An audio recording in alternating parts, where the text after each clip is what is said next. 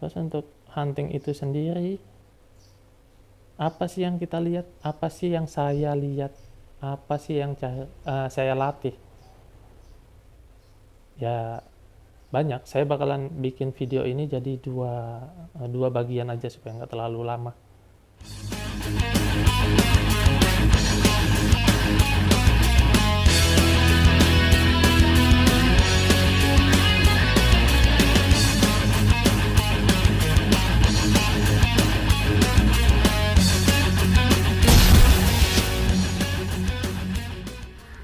Halo semuanya, assalamualaikum.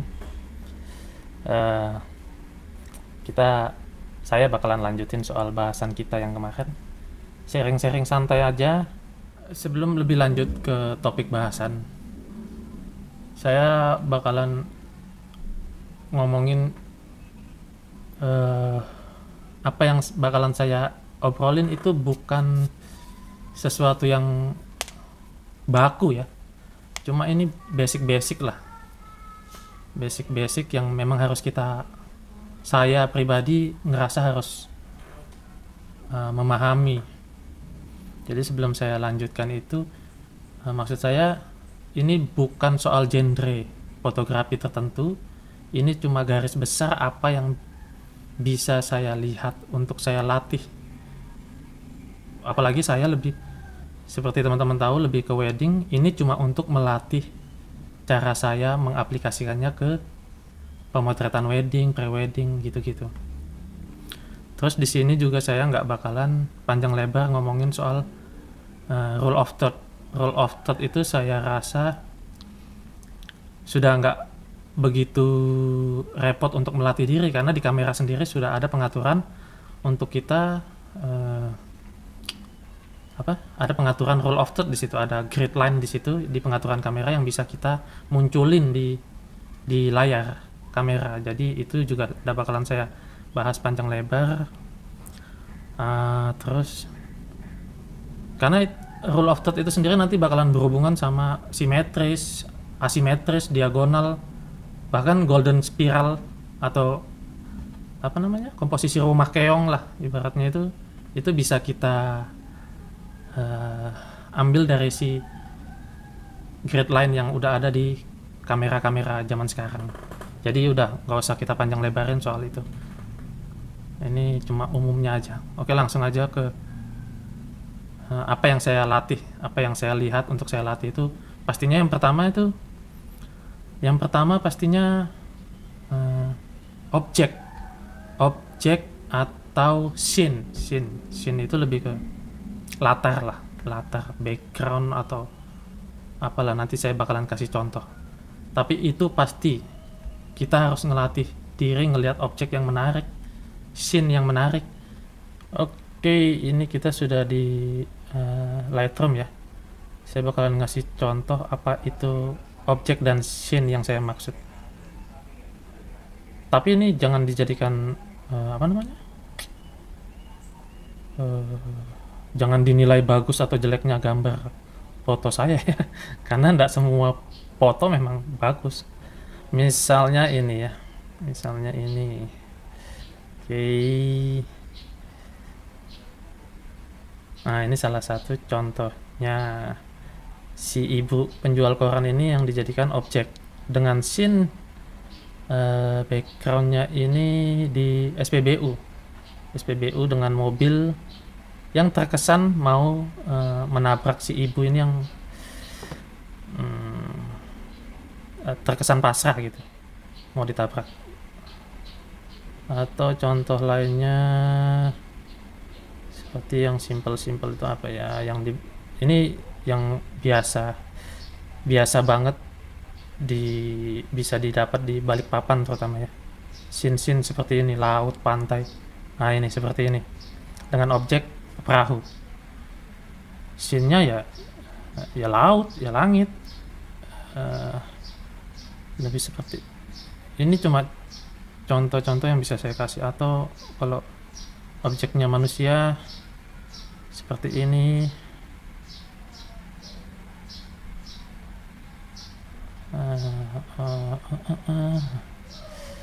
jadi scene sama objek sebisa mungkin yang memang menarik dilihat sama apa namanya, sama mata yang jelas. Namanya juga latihan ya, ngelatih mata untuk melihat sesuatu yang menarik.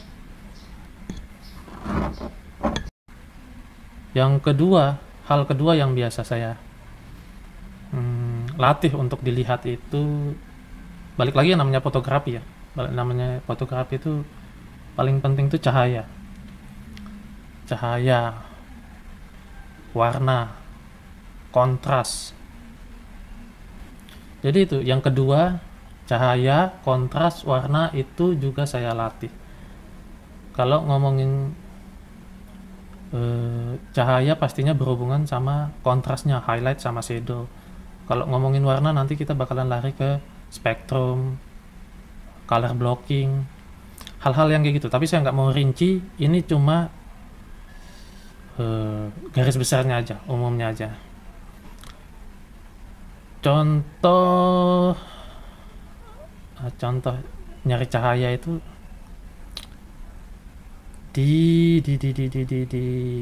mana sini cahaya, enggak usah jauh-jauh lah, yang kemarin di hutan aja, yang kemarin di hutan, seperti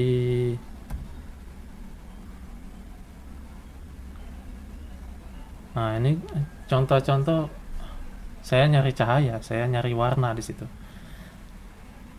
Cahaya, dan cahaya yang bagus itu memang nggak bisa dipungkiri pada saat sunrise dan sunset, maksudnya pagi dan sore. Kalau misalnya, terus apakah itu harus membatasi kita untuk motret outdoor di saat pagi dan sore? Jujur sih iya, memang bagusnya pada saat itu. Terus solusinya apa kalau mau di siang hari? Ya di siang hari harus nyari yang teduh,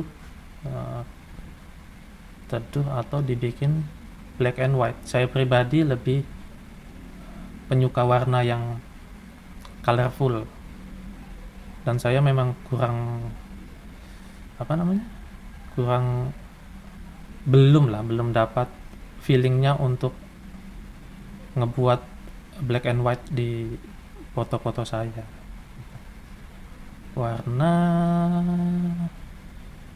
Warna itu seperti ini misalnya. Ini contoh ya. Ini contoh warna yang saya maksud. Ini pada saat sunset. Ini contoh warna di sunrise.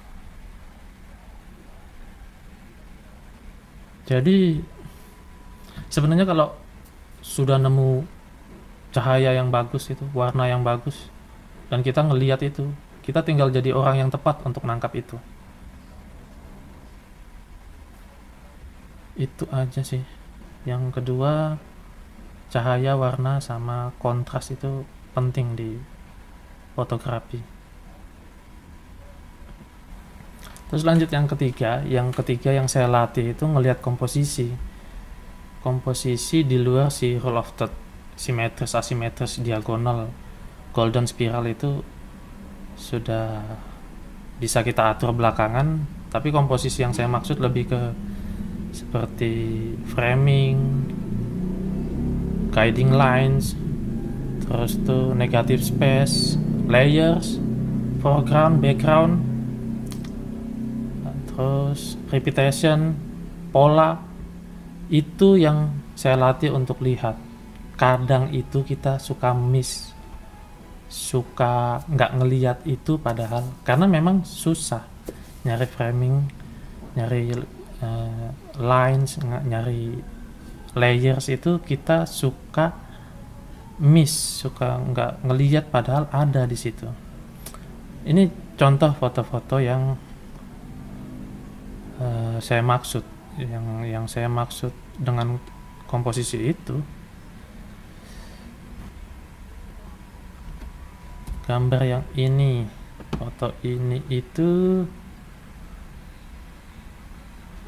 contoh, entah berhasil atau enggak, tapi saya coba nyari layers, saya coba nyari foreground yang menarik untuk ngisi frame di foto ini. Tapi saya rasa kurang begitu berhasil. Jadi balik lagi, memang foto nggak harus selalu berhasil ya, ini cuma karena balik lagi cuma ngelatih diri kita. Foto yang ini nih, ini itu beneran ngelengkapi semua ya. Di sini ada warna, di sini ada cahaya yang bagus, di sini ada guiding lens, si ombak laut, di sini ada objeknya yang menarik sedang mau lempar jala. Ini contoh yang komplit lah untuk ngegambarin scene, objek, warna, cahaya, kontras, terus guiding lines. Contohnya framing misalnya seperti ini. Nah, ini contoh framing si bapak-bapak penjual mainan. Ini saya framing dengan pohon kelapa pembatas jalan gitu-gitu. Terus ini juga framing. Tuh, ini juga bisa dibilang framing. Oke, lanjut yang keempat ya. Yang keempat yang paling saya suka lah. Intinya itu kenapa saya suka wedding, karena ini aspek yang paling penting pada saat moto wedding itu ya story atau momen. Tapi di luaran itu juga kita bisa nemuin momen-momen yang menarik gitu untuk di capture, story-story yang bisa kita ambil. Misalnya di foto yang ini cuma keluarga yang lagi ngumpul di pinggir laut. Saya tungguin tuh mereka ngobrol, nemu kliknya, beneran mereka ngumpul di tengah seperti ini. Saya ambil, saya pakai layers ya, foreground, midground, backgroundnya langit, minimalis banget tapi menarik buat saya di mata. Terus pasti ada story yang bisa kita, ini misalnya yang paling simple, semua foto yang bercerita itu unik. Semua foto yang bercerita itu unik. Misalnya ini 3 perahu kecil yang nggak bisa berlayar, terus ada perahu gede gitu bebas keliaran gitu.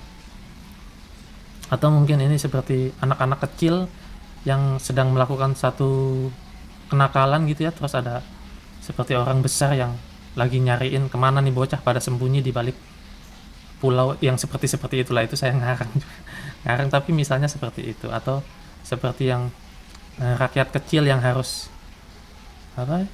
mengurung diri selama PSBB segala macam, tapi sementara orang-orang besar bebas keliaran nyari duit segala macam, sementara orang kecil harus terkungkung karena aturan-aturan ya. Contohnya seperti itulah ya. Ini bukan menyindir, tapi itu interpretasi kita masing-masing aja dalam menilai suatu foto gitu. Misalnya ini 2 nelayan kecil yang dilihat sama perahu yang lumayan mewah lah ya. Mungkin 2 nelayan ini lagi ngegosipin yang punya perahu ini. Intinya ini jadi gambar yang menarik gitu. Terus kontrasnya lihat pada saat matahari baru mulai naik gitu, kontras yang bisa kita dapatin. Di satu sisi gelap, satu mulai ada cahaya yang begitu terang gitu. Oke, itu tadi yang biasanya saya lihat untuk saya latih, membiasakan mata saya pada saat olah rasa, pada saat hunting. Dan itu semua setahu saya sih ya, itu aturan-aturan yang memang ada di fotografi dan juga bisa diaplikasikan di videografi lah. Pastinya ya, itu semua bisa dia. Cahaya, warna, semuanya masuk. Maksud saya itu bisa dilanggar sebetulnya. Tapi orang yang melanggar itu ada 2 macam. Orang yang melanggar tahu aturan terus dia langgar, sama orang yang melanggar memang nggak tahu aturan. Di fotografi itu lebih baik tahu dulu aturannya, latih dulu kebiasaan itu. Pada saat kita harus melanggar itu, kita pasti punya alasan dibalik pelanggaran yang kita lakukan. Ketimbang memang nggak tahu aturannya, ya karena memang nggak tahu aturannya. Ya intinya seperti itu. Ini cuma sharing aja, dan sharing di sini juga beneran dari kepala saya sendiri. Kalau memang ada kesalahan, ya dimaklumi. Komen kalau memang ada yang punya pendapat lain di bawah. Terus terima kasih buat yang udah mau subscribe. Yang belum subscribe, subscribe lah. Terus like juga kalau memang bermanfaat. Di akhir video ini saya bakalan ngasih lihat foto-foto yang mungkin bisa jadi referensi teman-teman. Ya, pokoknya saya kasih lihat lah ya untuk dilihat. Terus di situ gambaran yang saya ceritakan tadi itu, objek, warna, cahaya, kontras, leading line, framing, semua yang saya sebutin tadi secara garis besar ada di foto-foto yang bakalan saya kasih lihat di akhir video ini. Jadi cukup sekian. Sampai ketemu di konten berikutnya. Terima kasih yang udah mau nonton sampai habis, dan see ya.